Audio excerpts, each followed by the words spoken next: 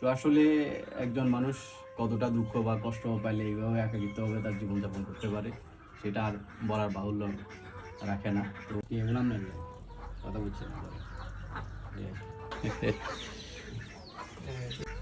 সালামু আলাইকুম। ওনার নাম হচ্ছে মোহাম্মদ শামসুল হুদা, উনি আমার জ্যাঠা।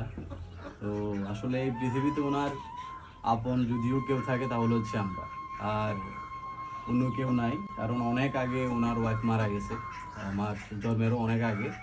তারপরে ওনার একটা মেয়ে ছিল ছোট, দুটোও মারা গেছে তখন।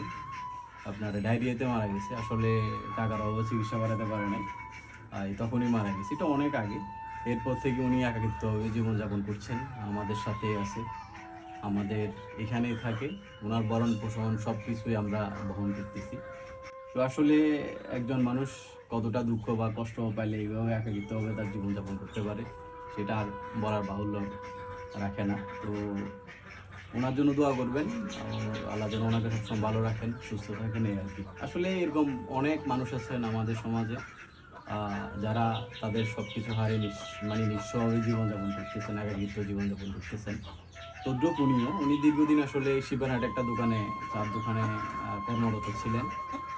তো এরপর থেকে আসলে ওখান থেকে চলে আসছেন, আমাদের সাথে আছেন। ওনার আর অন্য কোনো কিছু নাই, আহ, ছেলেও নাই, মেয়েও নাই, ওনার ওয়াইফও নাই। ওনার ওয়াইফও মারা গেছে তখন অসুস্থতায়, মেয়েও মারা গেছে।